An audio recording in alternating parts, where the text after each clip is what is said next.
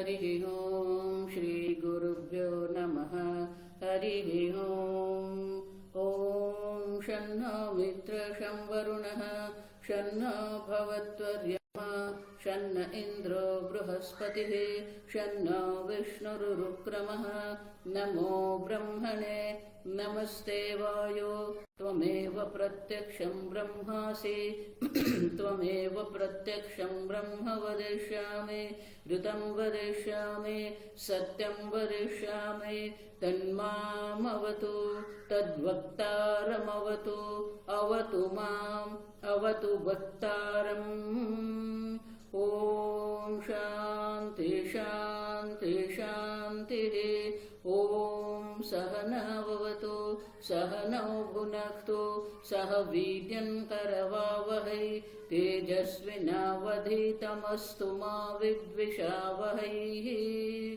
ॐ शान्ति शान्ति शान्तिः सदाशिवसमारम्भां शङ्कराचार्यमध्यमाम् अस्मदाचार्यपर्यन्तां वन्दे गुरुपरम्परां श्रुतिस्मृतिपुराणानाम् आलयं करुणालयं नमामि भगवत्पादं शङ्करं लोकशङ्करं शङ्करं शङ्कराचार्यं केशवं बादरायणं सूत्रभाष्यकृतौ वन्दे भगवन्तौ पुनः पुनः ईश्वरो गुरुरात्मेति मूर्तिभेदविभागिने व्योमवद्व्याप्तदेहाय दक्षिणामूर्तये नमः निधये सर्वविद्यानां विशदे भवरोगिणां गुरवे सर्वलोकानां दक्षिणामूर्तये नमः ॐ नमः प्रणवार्थाय शुद्धज्ञानैकमूर्तये निर्मलाय प्रशान्ताय दक्षिणामूर्तये नमः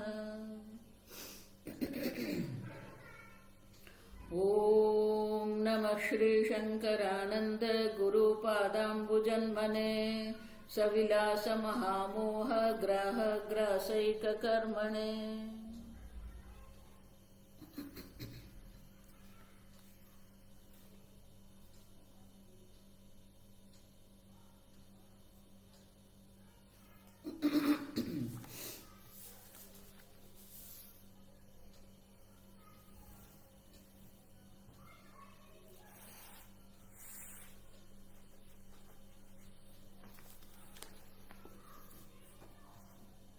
श्लोक नंबर 84 योगो कोऽतिशयस्तेऽत्र योगे कोऽतिशयस्तेऽत्र ज्ञानमुक्तं समं द्वयोः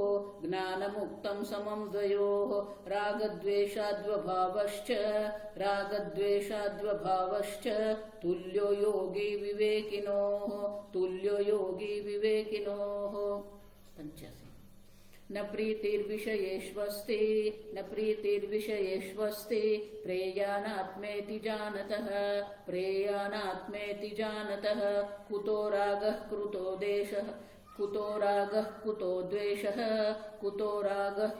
द्वेषः प्रातिकूल्यमपश्यतः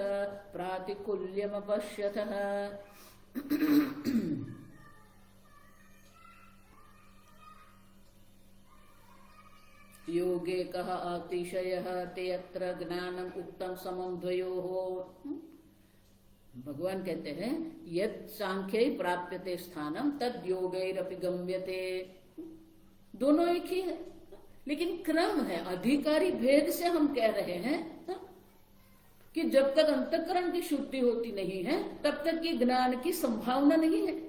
और इसलिए कहते हैं राग द्वेषादि अभावश्च तुल्यः योगी विवेकिनोः। योगी कहो या विवेकी कहो, दोनों में जो समानता है वो कहाँ पर है? राग द्वेषादि अभाव। अब देखो दोनों में राग द्वेष का अभाव है, माने कि दोनों राग द्वेष जो है, राग द्वेष पर दोनों का प्रभुत्व है। देखो यही हमारे व्यक्तित्व की जो विशेषता जो है ना, यही है। आप समझो अर्थ काम में हम पड़े हुए हैं तो वो सर्वसामान्य है। साधक किसको कहते हैं? जो अपने राग द्वेष पर अपना नियंत्रण करता है, शमः दमः, आप देखो, शमः मानी मनोनिग्रह, दमः मानी बाह्य इंद्रिय निग्रह, तितिक्षा मानी ये शरीर में जो शीत उष्ण आदि जो है उनके सहन करने की जो शक्ति है। अब तो ये अनुकूलता हो या प्रतिकूलता हो, राग और द्वेष दोनों ही शत्रु है, आप समझो।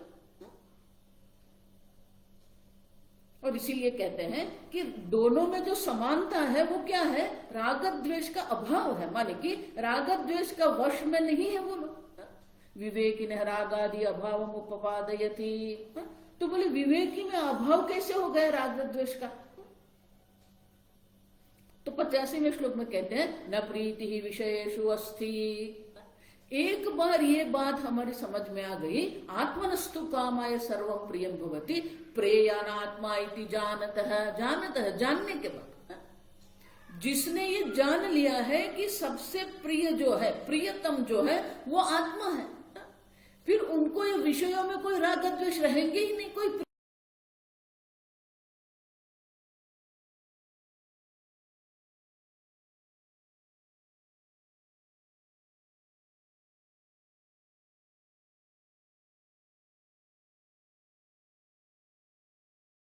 राग द्वेष की उत्पत्ति नहीं होती है, अब समझो। और इसलिए वहां प्रीति है ही नहीं। आप देखो, जब आत्मा सबसे प्रिय है, परम प्रेमास्पद आत्मा है, तो विषयों के प्रति कोई प्रीति की संभावना नहीं है। आप देखो, तो ये आत्मनस्तु कामाय सर्वं प्रियं भवति कह के याज्ञवल्क्य मुनि हमें क्या कर रहे हैं, आत्मा की ओर ही ला रहे, इतना ही नहीं है। ये आत्मा अनात्मा का विवेक के द्वारा अनात्मा के प्रति हमारे मन में वैराग्य उत्पन्न कर रहे हैं। आप सब, क्योंकि जो आप जीवन में जो भी कुछ कर रहे हैं वो अपने लिए कर रहे हैं, किसी और के लिए नहीं कर रहे हैं। जो भी कुछ करते हो आप समझो ठीक से, नर सेवा नारायण सेवा। कहीं पर मैं गई थी तो ये वाक्य मैंने पढ़ा था। देखो लोग कैसे कैसे लिखते हैं, जप करने वाले हाथ से तो सेवा करने वाले हाथ अधिक योग्य है। अब सेवा करना ये तो सामाजिक बात है, ये तो सबका कर्तव्य है, और जप करना भी सबका कर्तव्य है। आप सेवा को जप का, भक्ति का विकल्प कैसे बना सकते हो। आप देखो, जप भी करना है, सेवा भी करनी है, लेकिन सेवा जप का विकल्प नहीं है। आप समझो, सेवा सेवा है और जप जप है। आप समझो, दोनों के अपने अपने जीवन में स्थान है। यज्ञ दान तपः कर्म पावनानि मनीषिणा। आप देखो, हमारे अंतःकरण को स्वामी जी हमेशा कहते हैं, अंतःकरण शुद्ध करने के ये 3 ही उपाय है। आपको जितना करना है आप कर लो, आपको जितना कुछ करना है आप करते रहो, लेकिन ये 3 ही उपाय है जिससे आप अपने व्यक्तित्व में निर्मलता प्राप्त कर सकते हो। यज्ञ दान, मैंने क्या, देखो भगवान कहते हैं, आप समझो, यज्ञ दान तपः कर्म पावनानि मनीषिणाम। मनुष्य को पावन करने वाला, पवित्र करने वाला, निर्मल करने वाला, ये 3 ही है। यज्ञ दान तपः कर्म न त्याज्यम कार्यमेव तत्, कभी भी उनका त्याग नहीं करना है। आप समझो, कार्यमेव, ये कार्य है हमारा। यज्ञ जो है, ये जप भी यज्ञ है। भगवान क्या कहते हैं, यज्ञानां जप यज्ञोस्मि। आप देखो, तो भगवान तो कहते हैं कि यज्ञ का त्याग नहीं करना है। दान माने की सेवा, ये समाज सेवा जो है वो दान है। हमारे पास जो भी कुछ है उनको हम दूसरे से, आप देखो, दूसरों को दान करें। तपः, भोग का त्याग करें। देखो, साधक का जीवन ये होना चाहिए, कम से कम भोग से अपना जीवन व्यतीत करें, क्योंकि आप जितने भी भोग कर रहे हैं, हर एक भोग में हिंसा है। आप समझो ठीक से है। मनुष्य जीवन जीने के लिए हम जो भी कुछ कर रहे हैं वह हिंसा है, और जितना भोग आपका अधिक रहेगा उतनी ही हिंसा रहेगी। इसलिए तपश्चर्या भी आवश्यक है। 3 ही है, यज्ञ, दान और तप।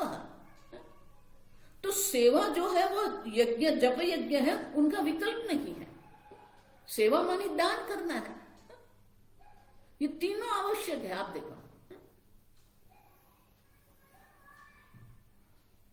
वेद शास्त्र में ये संपूर्ण ब्रह्मांड को 3 विभाग में विभाजित किया है। ये आध्यात्मिक है, ये आधि भौतिक है, और जिनके ऊपर देवता आदि, जिनके ऊपर वर्षा है, चक्रवात है, उन पर हमारा कोई नियंत्रण नहीं, उसे हम आधि दैविक कहते हैं। आध्यात्मिक, आधि भौतिक, आधि दैविक। आप तो आधि दैविक माने यज्ञ। आप देखो, सुंदर है ना। आधि दैविक माने यज्ञ कर्म है। आप अपने को आधिक दैविक जगत के साथ जोड़े रखो। देवान भावयता नेन ते देवान भावयंत वह परस्परम भावयंत श्रेय परमवाप्सते। परम श्रेय की, मोक्ष की प्राप्ति कब होती है? देवताओं का आप पूजन करते हो कि नहीं? अजन पूजन अर्चन करते हो कि नहीं? आप देवताओं को प्रसन्न करो, देवता आपको प्रसन्न करेंगे, जिससे आप ये परम श्रेय मोक्ष की प्राप्ति कर सकते हो।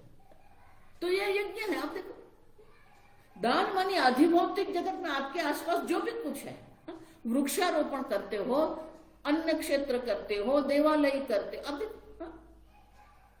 तो ये जो सब है वह दान है।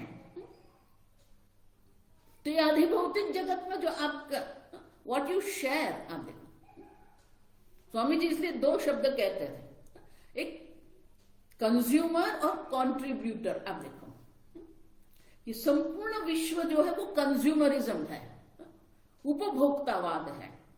मुझे कितना अधिक भोग प्राप्त होता है, मुझे कितना अधिक सूक्ष्म भोग प्राप्त होता है, सब अपने भोग की सोचते, उपभोक्तावाद है। ये पाश्चात्य संस्कृति है, ये हमारी वैदिक संस्कृति नहीं। आप समझो, उपभोक्तावाद से हमें मुक्त कर होना है, और मुक्त होने के लिए क्या करना है? कंट्रीब्यूशन। आप देखो, आप कितने प्रदाता, आप कितना दान करते हो। अन्य के साथ हम शेयरिंग जो कहते हैं, हिंदी में क्या कहते हैं शेयरिंग को? अब आप क्या कितना शेयर करते हो? अन्य के साथ शेयर करो आप। अब समझो, तो ये आधिभौतिक जगत में जो कल्याण जो है उसे दान कहते हैं, और आध्यात्मिक जगत में तपः। आप देखो, तो तीनों लोक में हमारा संबंध है। आध्यात्मिक जगत भी है, आधि भौतिक है, आधि दैविक है, और तीनों को जोड़ने के भगवान कहते हैं यज्ञ दान तपः कर्म पावनानि मनीषिण न त्याज्यम कार्यमेव तत्। ये तीनों कार्य है, तीनों के द्वारा ही हम हमारे राग द्वेष पर नियंत्रण प्राप्त कर सकते हैं। और इसलिए कहते हैं न प्रीति ही विषयेषु अस्ति। विषयों के प्रति कोई प्रीति, सुख बुद्धि ही नहीं है। प्रीति मानी सुख बुद्धि। आप समझो, न तेषु रागः जायते कुतः रागः कुतः द्वेषः। अब देखो दूसरी पंक्ति में कुत। अब जब प्रीति ही नहीं, सुख बुद्धि ही नहीं है, तो कहां पर राग होगा? कुतः, किस कारण से राग होगा, किस कारण से हमें द्वेष होगा? आप देखो, अब समझो, अतः न तेषु रागः जायते राग हेतु आनुकूल्य ज्ञानस्य अभावात्। उनके प्रति कोई राग नहीं है, क्योंकि उनके प्रति आनुकूल्य बुद्धि है ही नहीं। ये वो जो अनुकूल है, ऐसी बुद्धि ही हम नहीं करते हैं। न कुतः द्वेषः तद्हेतु प्रातिकूल्य ज्ञानस्य अभावात्। ये मेरा अनुकूल है, ये मेरा प्रतिकूल है। अनुकूल के प्रति राग हो सकता है, प्रतिकूल के प्रति द्वेष हो सकता है, लेकिन किसी के प्रति कोई प्रीति ही नहीं है।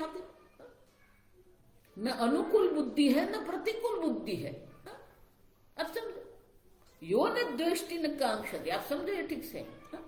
पूरी भगवत गीता ये जो है, पूरा ये जो वेदांत में जो साधन, जिसको अंतःकरण शुद्धि जो है, ये 2 राग द्वेषी है। और इसलिए कहते हैं कि जिसके मन में प्रीति ही नहीं रही, विषयेषु न प्रीति ही, आत्मा अनात्मा का जब हम विवेक करते हैं, और ये जगत में अत्यंत प्रिय जो है वो तो आत्मा है, अति प्रिय जो आत्मा है, एक बार ये जिसने जान लिया, जानतः, आप देखो, जानतः पुरुषस्य, जिस पुरुष ने जान लिया उनके लिए फिर ये विषयों में प्रीति रहती ही नहीं है।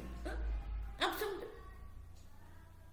प्रीति नहीं रहेगी, उसे तो हम वैराग्य कहते हैं। माने कि ये विवेक के द्वारा ही हमें वैराग्य याज्ञवल्क्य करवा रहे हैं। याज्ञवल्क्य मुनि कहते हैं ये जगत के प्रति हमारे मन में वैराग्य होना चाहिए, प्रीति का अभाव है।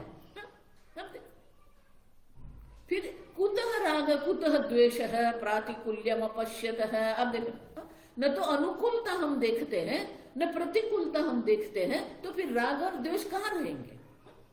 अब देखो, और इसीलिए ये विवेक के द्वारा, देखो योग भी यही है, आप समझना, वहां भी ये वैराग्य की बात है, ऐसा नहीं कि वैराग्य नहीं है। तपः शौचम संतोषः, तपः तपश्चर्या है, संतोष है, शौचम पवित्रता है। जितना आपका भोग कम रहेगा ना, उतनी ही आपके मन में शांति रहेगी। ये भोग जो है वो हिंसा है, और जहां पर अधर्म होता है वहां मन में विचलित माने कि विक्षेप होता ही है। और मन अगर विक्षिप्त है तो वो तत्व चिंतन कैसे करेगा? अंतःकरण शुद्धि होगी तभी तो हमें तत्व ज्ञान होगा ना। और इसलिए यज्ञ, दान और तप तीनों आवश्यक है, और तीनों के द्वारा ही हम हमें अपना अंतःकरण की शुद्धि कर सकते हैं। और इसलिए कहते हैं जिसने ये जान लिया कि आत्मा ही अत्यंत प्रिय है, उन्हें ये बाह्य जगत के प्रति कोई विषय प्रीति रहती नहीं है, अनुकूलता या प्रतिकूलता का भाव कोई रहता ही नहीं है। तो बोले नहीं नहीं, ऐसा क्यों कहते हो? क्यों? व्यवहार काले, अब देखो, ननु विवेकिनः व्यवहार दशायाम देहादि उपद्रवकारिषु द्वेषः दृश्यते इति आशंक्य तदा योगी विवेकिनो सह तुल्यः इति परिहरति। तो बोले नहीं नहीं, व्यवहार में तो ये सब होता है ना।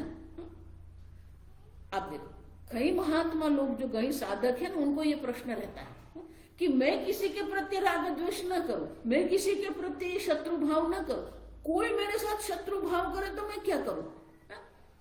अब देखो, मुझे कोई शत्रु भाव नहीं, लेकिन वो मेरे देहादि को प्रतिकूल है। व्यवहार दशाएं देहादि उपद्रवकारिषु, आप देखो, वो देह में उपद्रवकारी मन की किसी प्रकार से भी मेरी हिंसा होती है। अब शारीरिक हिंसा हो सकती है, वाचिक हिंसा हो सकती है। तो ये जब हिंसा उपद्रव जब हमारे जीवन में देहादि के संदर्भ से हमारे मन में, जब हमारे जीवन में व्यवहार में जो उपद्रव होता है, तो फिर द्वेष तो होगा कि नहीं उनके मन में? इतिहासंख्य। अब और इसीलिए आगे के श्लोक में कहते हैं देहादेह प्रतिकूलेषु द्वेषस्तुल्यो द्वयोरपि द्वेषं कुर्वन्न योगी चेत् अविवेक्यपितादृशः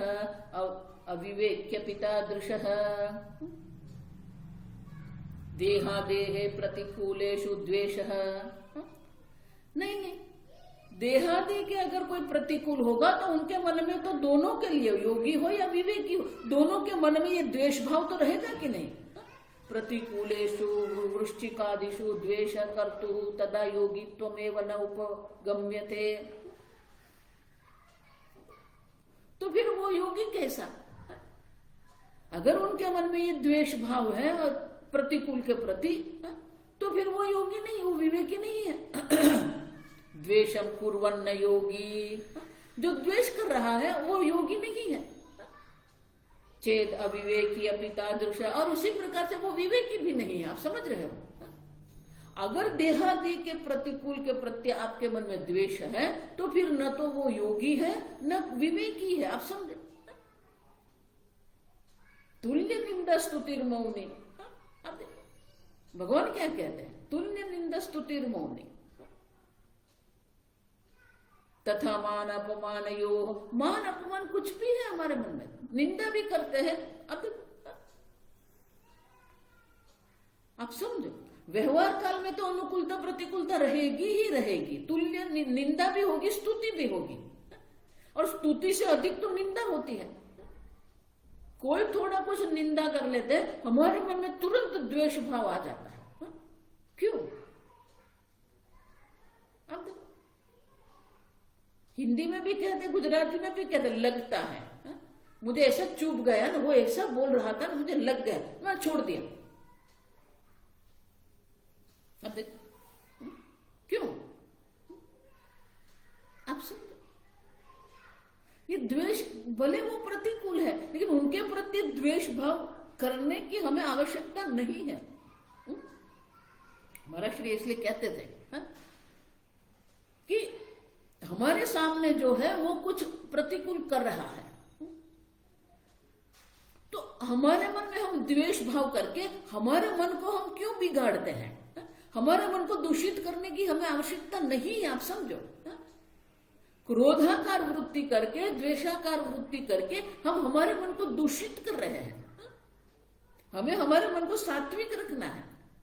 ये रजोगुण की जो मलिनता जो है, हम देख के गए, तो द्वेष है, राग है, अब देखो क्रोध है, काम, क्रोध, लोभ, मोह, मद, मात्सर्य, ये 6 विकार है। और ये 6 विकार हमें आवश्यक नहीं है। आप समझो, वो हमारे मन को दूषित करते हैं। और इसलिए कहते हैं कि अगर प्रतिकूलता में, अगर देहादि की प्रतिकूलता में, देह की दृष्टि से, इंद्रिय की दृष्टि से, मन की दृष्टि से, बुद्धि की दृष्टि से, अहंकार की दृष्टि से, अगर कुछ प्रतिकूल है तो ठीक है। आगे मैंने कहा, स्वामी जी हमेशा कहते, why we have to buy others words. हम अन्य के शब्दों को हम इतना मूल्यांकन क्यों करते हैं, उतना मूल्य क्यों देते हैं? हमें उसको लेने की आवश्यकता ही नहीं है। वो बोल रहे हैं, ठीक है, उनको स्वीकारना ना स्वीकारना आपके हाथ में है। कोई निंदा कर रहा है तो उनको हम क्यों ले लेते हैं अपने पर? ये उनकी मर्यादा है। आप समझो, उनकी ये मर्यादा है, उनकी दृष्टि की मर्यादा है, उनके ज्ञान की मर्यादा है, उनके अनुभव की मर्यादा है, और इसलिए वो कुछ भी बोलते रहेंगे। और ये सब बोलते रहेंगे और आप सुनते रहेंगे और आप करते, तो फिर आप आत्मचिंतन कब करेंगे, तत्व चिंतन कब करेंगे? अब अगर आपके मन में ये राग द्वेष घूमते रहेंगे, क्रोधाकार वृत्ति होती रहेगी, कामाकार वृत्ति होती रहेगी, तो फिर तत्व चिंतन आप कब करेंगे? आप समझे? और इसलिए कहते हैं कि अगर उनके मन में उद्वेग होता है, द्वेषम कुर्वन्, अगर द्वेष भाव उनके मन में होता है, उनके मन में उद्वेग, विचलता, विक्षेप होता है, न योगी न विवेकी तादृश, वो जो है वो विवेकी भी नहीं है और योगी भी नहीं है। आप समझो, योगी तो वो है कि अनुकूलता प्रतिकूलता में सम रहता है। समशत्रौ च मित्रे च तथा मान अपमानयोः, समत्व बुद्धि हमें लानी है। जब तक ये समत्व बुद्धि नहीं आती है ना, आगे मैंने कहा ना कि जो आत्मा का स्वरूप है ऐसी बुद्धि हमें बनानी पड़ेगी। पुष्प को जानना है तो पुष्पाकार वृत्ति करनी है, आत्मा को जानना है तो आत्मा शांत है तो हमारी भी वृत्ति शांत होनी चाहिए। आत्मा शुद्ध है तो हमारी बुद्धि भी निर्मल होनी चाहिए। आत्मा सम है सर्वत्र, सर्वत्र समदर्शन है, तो हमारी बुद्धि भी सम होनी चाहिए कि नहीं? ये बुद्धि में समत्व लाना ही पड़ेगा।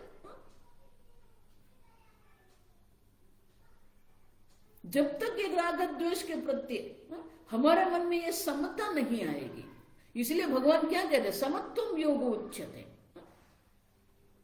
अब देखो,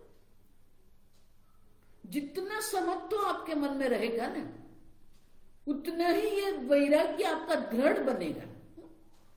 बाकी कितनी भी विषमता है, लेकिन हमारे मन में विषमता लाने की हमें कोई आवश्यकता नहीं है।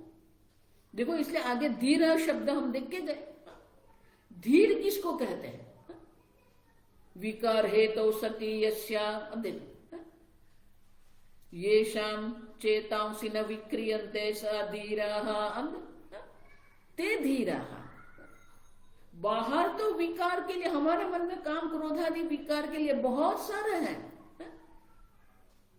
भयस्थानि सहस्राणि शोकस्थानि शतानि च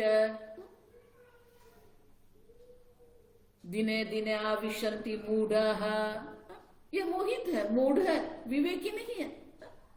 अब देखो, भय स्थान तो ये जगत में बहुत है, शोक स्थान भी है, लेकिन उनकी बुद्धि, उनके प्रवेश जिसकी बुद्धि कर रही है वो मूढ़ जन है, अविवेकी है, अयोगी है।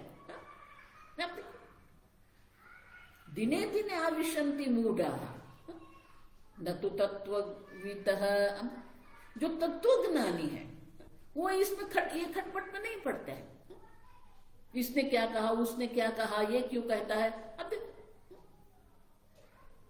हम यही चिंतन करते हैं, वस्तु के या व्यक्ति के चिंतन में ही हम पड़े रहते हैं। तो अगर हमारी बुद्धि हम ये वस्तु के चिंतन में, व्यक्ति के चिंतन में लगा के रखेंगे तो हमारे पास तत्व चिंतन के लिए हमारा मन उपलब्ध ही नहीं होगा। देखो, ये जितने भी मूल्य है ना, अमानित्वम, अदम्भित्वम, यम नियम, आप देखो,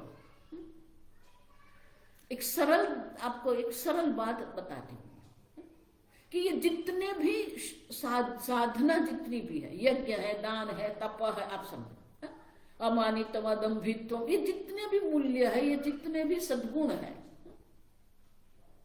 ये सब सद्गुण का प्रयोजन एक ही है। वो ये है कि ये सब में हमारे मन को हमें व्यस्त नहीं रखना है, ये सब से हमारे मन को मुक्त करना है। जितना आपका मन ये अनुकूलता प्रतिकूलता से, काम क्रोध से मुक्त होगा तो आप आत्मचिंतन करेंगे ना। आप देखो, अगर आपका मन यही में व्यस्त रहेगा, वस्तु के बारे में, व्यक्ति के बारे में, तब आत्मचिंतन आप कब करेंगे? आपका मन उपलब्ध ही नहीं है, क्योंकि आपका मन तो ये व्यवहार में व्यस्त है। तो ये जितने विवेक कहो, वैराग्य कहो, क्षमा, दम, जितने भी कहो ना, ये सब जो है हमारे मन को एक एक विषय से मुक्त करने के लिए है। ये सब हमारे मन को इतना व्यस्त रखते हैं, और उससे हम ऊपर उठते ही नहीं है। कई लोग को मैं बात करती हूं, वो एक ही बात करते रहते हैं, उनका मन उसी में व्यस्त रहता है, उससे वो बाहर निकल ही नहीं सकते हैं। और अगर आप सोचते हो कि नहीं स्वामी जी मैं ऋषिकेश चला जाऊं, ऋषिकेश रहकर, ऋषिकेश में भी कुछ नहीं होगा, आप समझो, ऋषिकेश जाके भी क्या होगा आपको, क्योंकि आप मन में भर के बैठे हैं ना, आपका मन व्यस्त है, बाहर व्यस्तता नहीं, व्यस्तता जो है यहां पर है। हमारे मन को ये सबसे मुक्त करना है। इसीलिए भगवान क्या कहते हैं, इंद्रियाणि संयमे आस्ते मनसा स्मरण, मनसा स्मरण, मन से आप चिंतन करते रहेंगे, उसने वो किया, उसने वो किया, वो ये नहीं कर रहा है, वो ये नहीं कर रहा है, उसने वो। अब या तो आपकी बुद्धि भूतकाल में व्यस्त है, हम भूतकाल का इतना चिंतन करते हैं और उसी से हमारी बुद्धि को हम व्यस्त रखते हैं, दुखी रखते हैं। ये सबसे आपकी बुद्धि को मुक्त कर दो आप। न प्रीति विषयेषु, आप देखो, वैराग्य मानी आप आंतरिक रूप से मुक्त है, कोई व्यस्तता नहीं है। देखो, धर्म अधर्म क्या है, आप देखो, धर्म अधर्म भी क्या है। बाह्य दृष्टि से अगर आप देखेंगे तो धर्म जिसको कहते हैं, यज्ञ है, दान है, तप है, आप देखो, तो ये धर्म आप जब देखते हैं तो धर्म में हमें क्या लगता है, बंधन का अनुभव होता है। आप देखो, बाह्य दृष्टि से अगर आप देखते हैं तो धर्म हमें बंधन लगता है। क्यों? क्योंकि जो समय पर हमें उठना है उठ नहीं सकते हैं, जितना सोना है सो नहीं सकते, जितना खाना है खा नहीं सकते हैं, जितना बोलना है बोल नहीं सकते हैं। तो हमें ऐसा लग रहा है कि धर्म तो बंधन है, और अधर्म क्या लगता है, मुझे जो बोलना है मैं बोल दूंगा, मुझे जो करना है मैं करूंगा। तो हमें ये क्या लगता है, ये मुक्ति है। अब देखो, बाह्य दृष्टि से धर्म बंधन लगता है और अधर्म हमें मुक्ति लगती है। आप समझो ठीक से। तो बाह्य दृष्टि से जिसे हम बंधन कहते हैं, आंतरिक दृष्टि से वो मुक्ति है। क्यों? क्योंकि आप अपने राग द्वेष के अधीन नहीं है। जितना आप अपने राग द्वेष के अधीन रहेंगे उतना ही आप बंधन में रहेंगे। आप देखिए, मनैव मनुष्याणाम कारणम बंध मोक्षयोः। आपका बंधन का कारण यह जगत नहीं है। आपका बंधन का कारण आपका भूतकाल नहीं है। आपका बंधन का कारण आपका मन है। तो जो मन राग द्वेष के अधीन है वो बंधन है। बंधुरात्मा आत्मा नहीं। आपका मन आपका बंधु कब है? जब वो आपके नियंत्रण में है।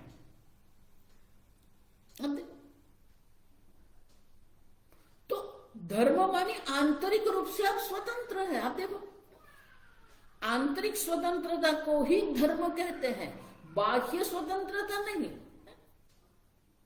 आपका मन इतना, आप धर्मनिष्ठ होते हैं तो आपका मन इतना मुक्त होता है ये सबसे। न विषय है, न राग है, न द्वेष। आप थोड़ा कल्पना करो, आप कल्पना करके देखो कि ऐसा मन कैसा सुंदर होता है। ये सबसे मुक्त है, राग द्वेष वियुक्त ही। आप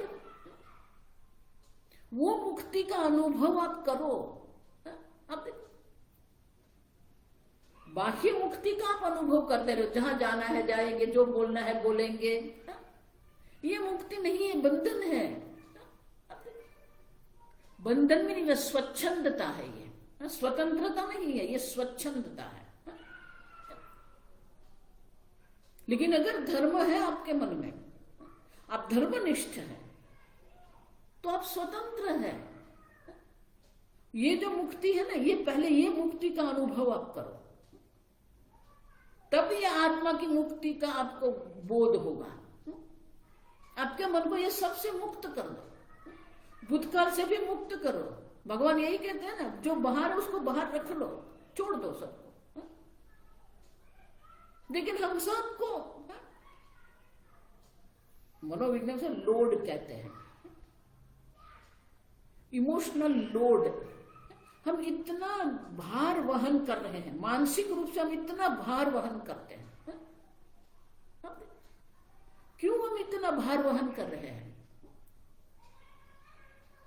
आप समझो, छोड़ दो। ये बिल्कुल हल्के फुल्के हो जाइए, मुक्त हो जाइए, आंतरिक रूप से आप मुक्त हो जाइए। फिर किसी भी परिस्थिति में आप शांत रहेंगे, आप आनंद से रहेंगे।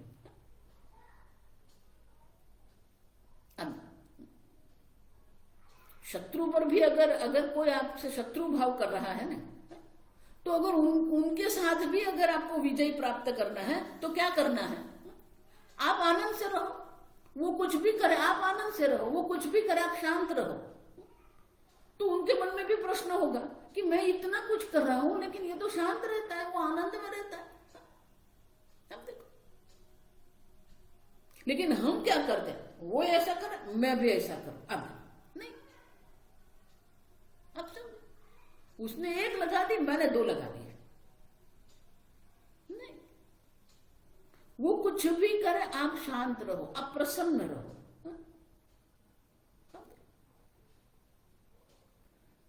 वो धीरे धीरे वो भी शांत हो जाएगा। वो देख रहा है कि मैं इतना कर रहा हूं लेकिन उनके मन में तो कुछ असर होती नहीं है, वो तो आराम से रहता है।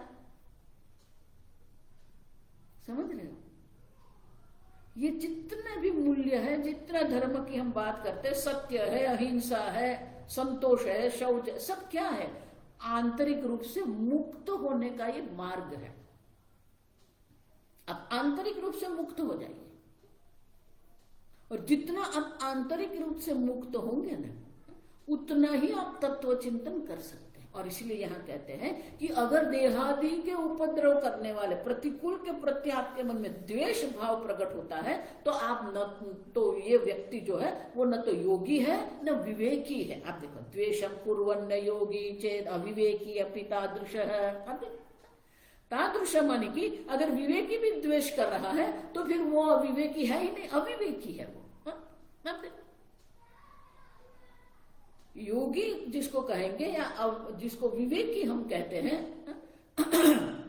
वो आंतरिक रूप से मुक्त है। आप समझ, देखो ये तुलसी मानस में है कि नहीं मुझे, मैं जानती नहीं हूं, लेकिन वाल्मीकि रामायण में ये कहते हैं कि जब वशिष्ठ मुनि ने भगवान राम को ये कहा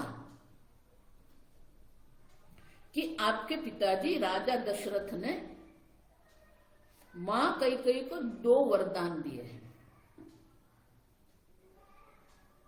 एक ये है कि राजा भरत जो है, भरत को राजा बनाना है और आपको 14 वर्ष तक वन में तपस्वी बन के रहना है, तापसी जीवन जीना है। अब तो उस वक्त राम भगवान के मुख पर कोई द्वेष भाव नहीं थे, कोई चिंता नहीं थी। आप देखो शांत थे वो। अब देखो ठीक है, अगले दिन तो ये निश्चय हुआ था कि राम जी का राज्याभिषेक होने वाला है। अब प्रातः काल मुनि गुरु जी कह रहे हैं कि आपको 14 वर्ष तक जंगल में तपस्वी जीवन जीना है, तापसी जीवन जीना। अब तो उनके मुख पर कोई द्वेष नहीं था, कोई विक्षेप उद्वेग नहीं था। अब आप समझ रहे हो, राज्याभिषेक था वो अनुकूलता है, 14 वर्ष वन में रहना है, तपस्वी जीवन जीना है, प्रतिकूलता है। दोनों में भगवान राम सम है। आप देखो ये आंतरिक मुक्ति है। आप समझो, बाहर कितना भी विक्षेप हो, बाहर कितना भी ध्वनि हो रहा है, आप शांत रहो।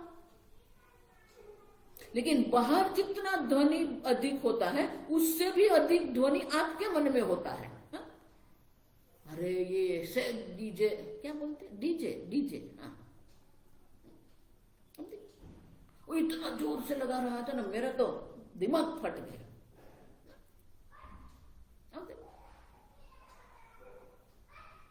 बाह्य वस्तु आपके मन में ये उद्वेग उत्पन्न करता है, तो स्वामी जी कहते थे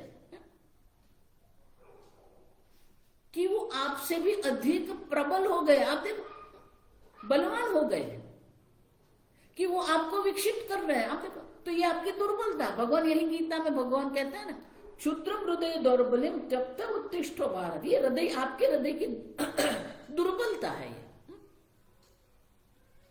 जिस प्रकार से ये प्रदेश से लोग आते हैं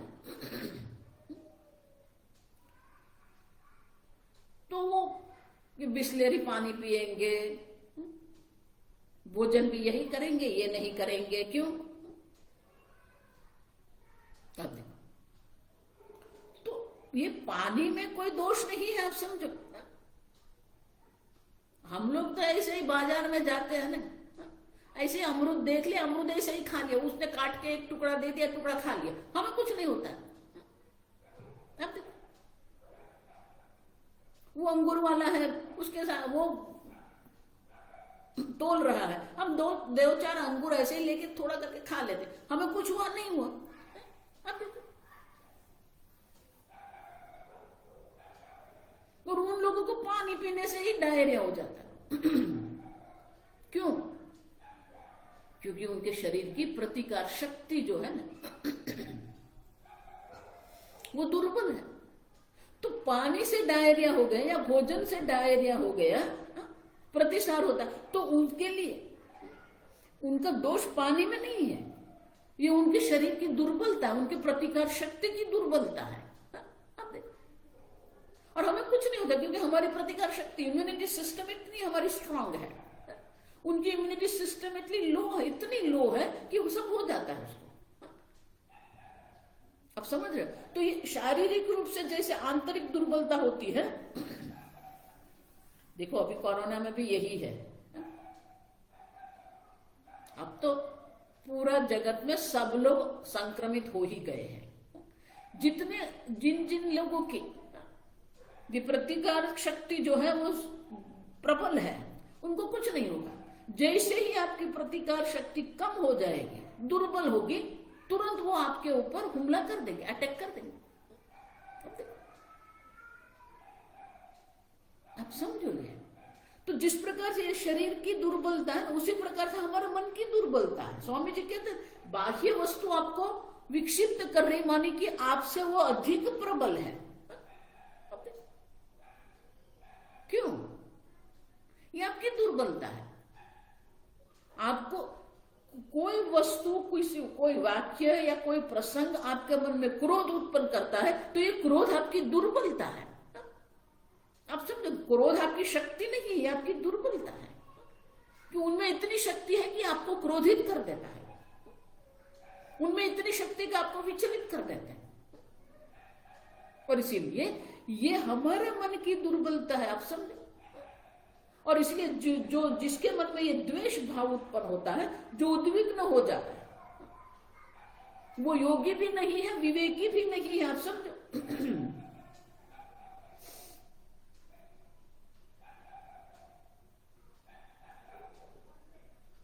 आप समझ रहे हो? और इसलिए विद्यारण्य मुनि कहते हैं द्वेषं कुर्वन् योगी चेद अविवेकी अपि तादृश। अविवेकी है वो भी ऐसा ही है।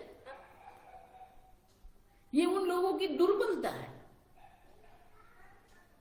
आप समझो, जितना आप प्रबल रहेंगे ना, आपका अंतःकरण, आत्मबलम ही बलम। आप देखिए, मेघ समान जल नहीं, आप समान बल नहीं। इसीलिए यमराजा क्या कहते हैं, नायमात्मा बलहीनेन लभ्यः। अब देखो, ये बल कौन सा, ये क्या कहते हैं उसको, ये मसल्स पावर नहीं है। आप देखो, ये आंतरिक बल है जो बलहीन है।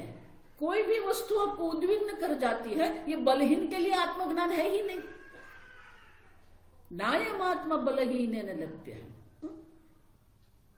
आप बलवान बनो, आंतरिक रूप से आप इतना स्ट्रांग बन जाइए कि बाह्य जगत में कुछ भी होगा आपको कुछ नहीं होता है। दुखेशु अनुद्विग्न मनः सुखेशु विगत स्पृह। आप समझो, आत्मबल आप रखो। आपका आत्मबल जितना प्रबल रहेगा ना, बाह्य जगत में बहुत कुछ होता रहेगा, होने दो। लेकिन आपको दुर्बल नहीं बनना है, आपको विक्षिप्त नहीं होना है। और इसलिए कहते हैं जो विक्षिप्त होता है, जो उद्विग्न हो जाता है, जिसके मन में द्वेष भाव आता है, जिसके मन में क्रोध भाव आता है, वो योगी भी नहीं है और विवेकी भी नहीं है। आप समझिए।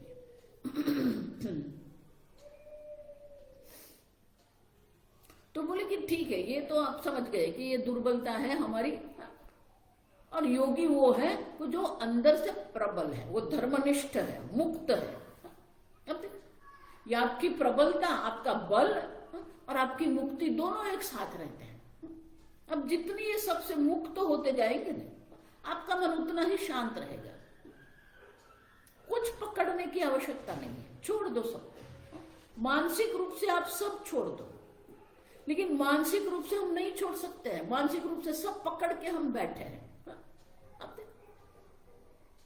बाह्य दृष्टि से नहीं छोड़ना है, आंतरिक रूप से आप छोड़ दो सबको, मुक्त हो जाइए, सबसे आप मुक्त हो जाइए। ध्यान भी यही है, हमारे मन को ये सबसे प्रत्याहार धारणा भी क्या है, यही है। प्रत्याहार धारणा माने कि विषय आदि से हम हमारे मन को बिल्कुल मुक्त कर देते हैं, सबसे मुक्त है।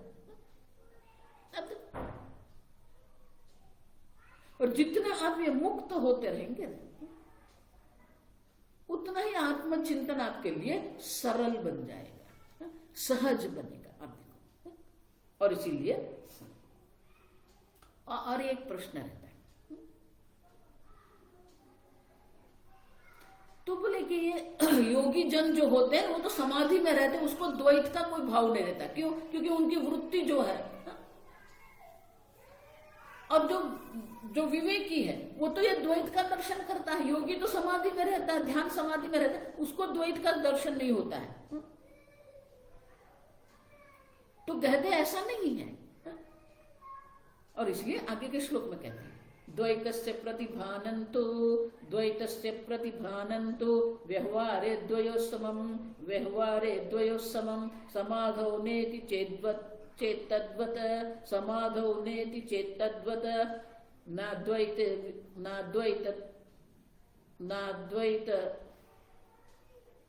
नाद्वैतत्वविवेकिनः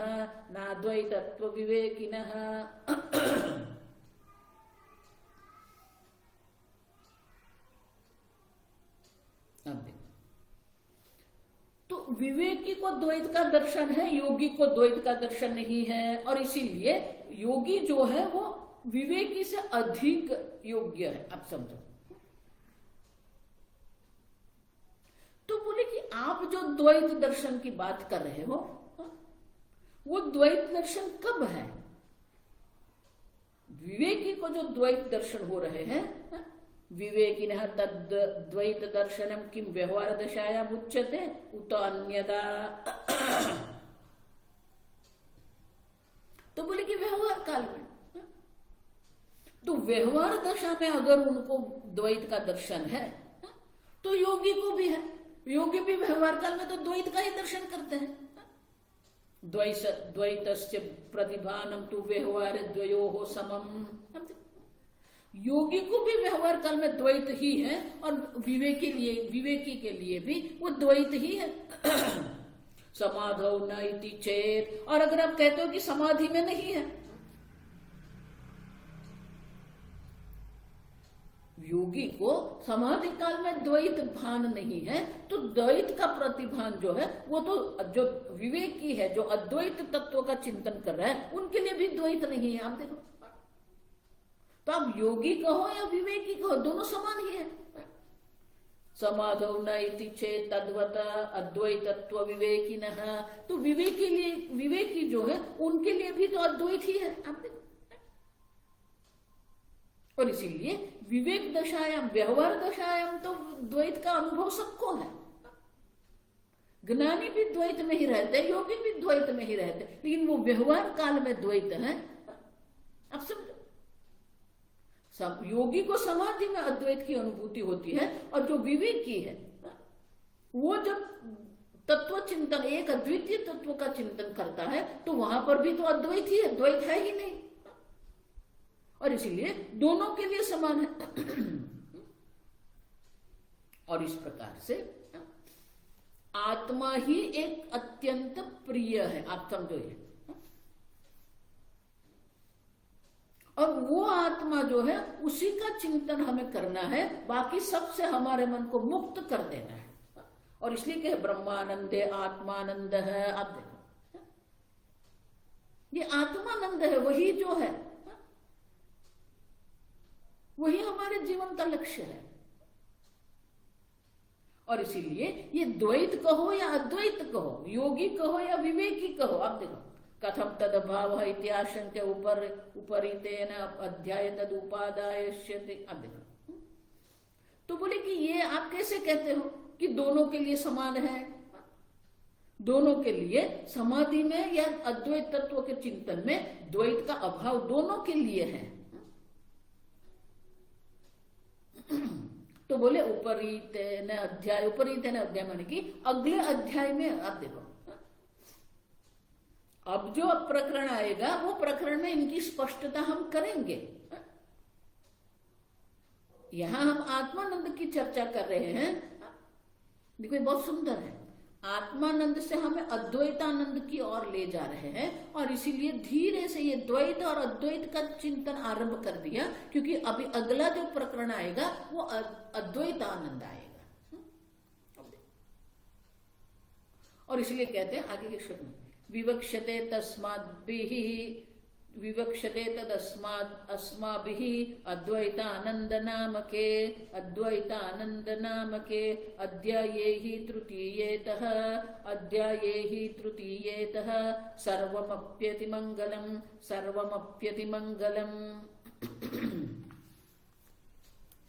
विवक्षते। ये आप जो कह रहे हैं कि व्यवहार काल में योगी को भी द्वैत है, विवेक के लिए की भी द्वैत है, और समाधि अवस्था में अद्वैत है, तो विवेक के लिए भी अद्वैत ही है। ये बात जो है हम कहाँ कहेंगे? विवक्षते, विवक्षते मानी कहे जाने वाला। क्या? कहां पर? तदस्मा भी, हम लोग यही आपको कहेंगे। कहां पर? अद्वैत नाम के अध्याय तृतीय।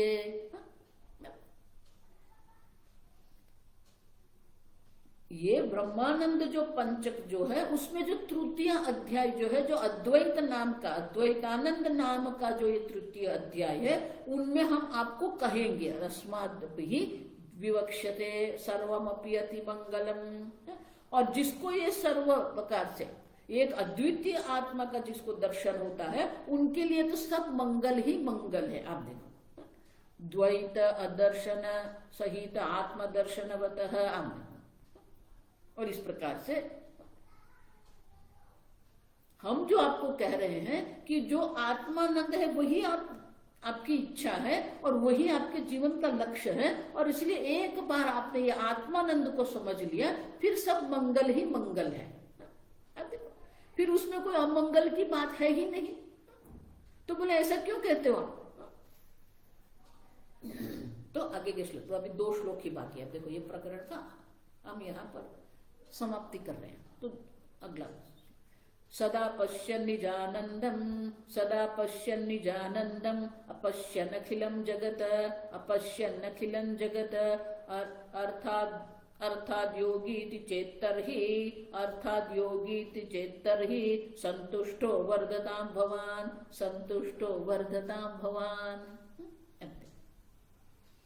तो बोले आप योगी कहो या विवेकी कहो, वहां समानता क्या है?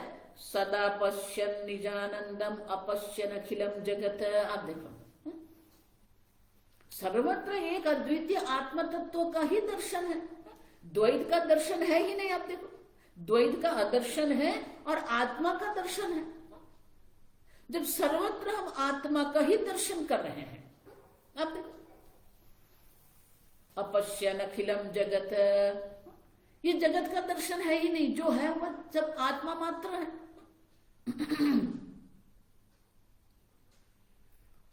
तो विवेकी जिसको आप कह रहे हैं, अर्थतः तो वो भी क्या हो गए? योगी चेत।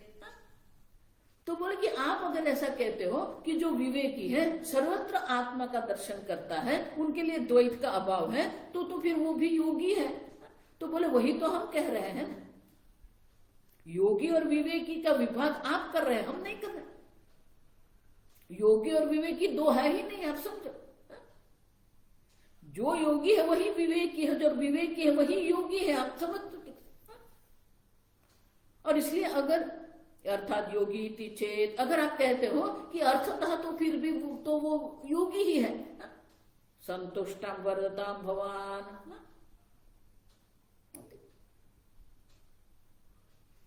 आप संतोष में रहो। आमीन। क्यों? आपकी संतुष्टि अधिक रहे, आप संतुष्ट रहे, हम यही आशीर्वाद आपको देते हैं। क्यों? क्योंकि हम जो कह रहे हैं वही आप कह रहे हैं। योगी और विवेकी दो नहीं है, आप समझो ठीक से। ये यहाँ विद्यारण्य मुनि हमें ये नहीं कह रहे कि एक योगी है और दूसरा विवेकी है। योगी ही विवेकी है और विवेकी है वही योगी है। आप देखो, आप समझे। संतुष्ट हो वर्धताम, और इसीलिए आपके संतोष भी अधिक उसकी वृद्धि होती रहे, ऐसा हमारा आशीर्वाद आपको है। मानी कि आप अभी समझ गए कि योगी और विवेकी दो करने की आवश्यकता नहीं है, दोनों एक ही है। और दोनों क्या करते हैं? सदा पश्यन् निजानंदम। अब देखो, निजानंद अपने आत्मा का आनंद, जो मुख्यानंद, मुख्यात्मा आनंद जो है ना, मुख्य आत्मा का जो आनंद है, वो जो निजानंद है, उसी का दर्शन करते रहते हैं। सर्वत्र आत्म दर्शन वो करते हैं, सर्वत्र एक अद्वितीय तत्व का वो दर्शन करते हैं, और यही ब्रह्म ज्ञान है। और इसीलिए अब प्रकरण का उपसंहार करते हैं। ब्रह्मानंदाभिधे ग्रंथे मंदानुग्रह सिद्धये द्वितीयाध्याय एतस्मिन् आत्मानंदो विवेचितः।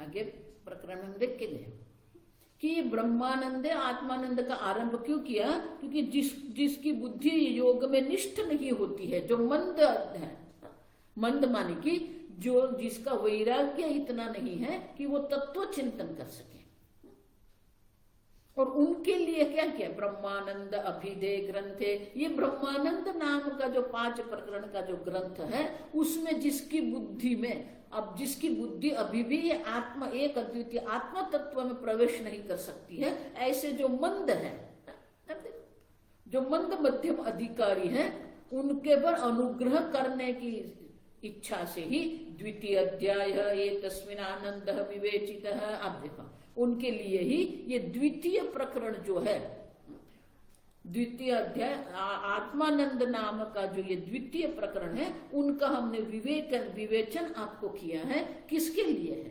जिसकी बुद्धि सीधी योग माने कि तत्व चिंतन में नहीं लगती है, उनके लिए आत्मनस्तु कामाय सर्व प्रियम भवति, ये वाक्य एक पकड़ के हमें ये सिद्ध करके रख दिया कि जो आप जीवन में इच्छते हैं वो आत्मानंद ही है,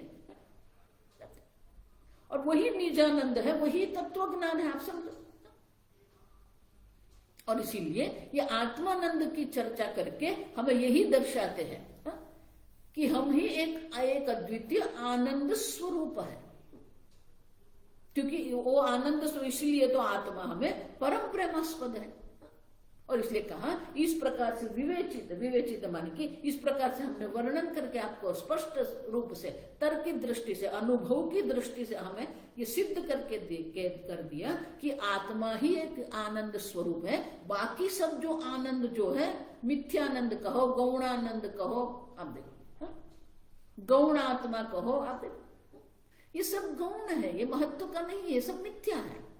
जो मुख्य है वो आत्मानंद है, जिसका वर्णन हमने आपको करके दर्शाया। और इसीलिए ब्रह्मानंद आत्मानंद नाम का ये द्वितीय अध्याय जो है, उनका वर्णन हमने आपको कर दिया। अब ये 90 श्लोक हो गए हैं, कल हम उनका सार देख लेंगे, और फिर हम तृतीय प्रकरण माने कि ब्रह्मानंद अद्वैतानंद प्रकरण में हम आगे जाएंगे। ओम स्वस्ति प्रजाभ्यः परिपालयन्तां न्यायेन मार्गेण महीं महिषाः गोब्राह्मणेभ्यः शुभमस्तु नित्यं लोकाः समस्ताः सुखिनो भवन्तु काले वर्षतु पर्जन्यः पृथिवी सस्यशालिनी देशोऽयं क्षोभरहितः ब्राह्मणाः सन्तु निर्भयाः। ओम सर्वेषां स्वस्तिर्भवतु, सर्वेषां शान्तिर्भवतु, सर्वेषां पूर्णं भवतु, सर्वेषां मङ्गलं भवतु, सर्वे भवन्तु सुखिनः, सर्वे सन्तु निरामयाः, सर्वे भद्राणि पश्यन्तु, मा कश्चित् दुःखभाग् भवेत्। असतो मा सद्गमय, तमसो मा ज्योतिर्गमय, मृत्योर्मा अमृतंगमय। ओम पूर्णमदः पूर्णमिदं पूर्णात् पूर्णमुदच्यते पूर्णस्य पूर्णमादाय पूर्णमेवावशिष्यते। ओम शांति शांति शांति। हरि ओम। श्री गुरुभ्यो नमः। हरि ओम।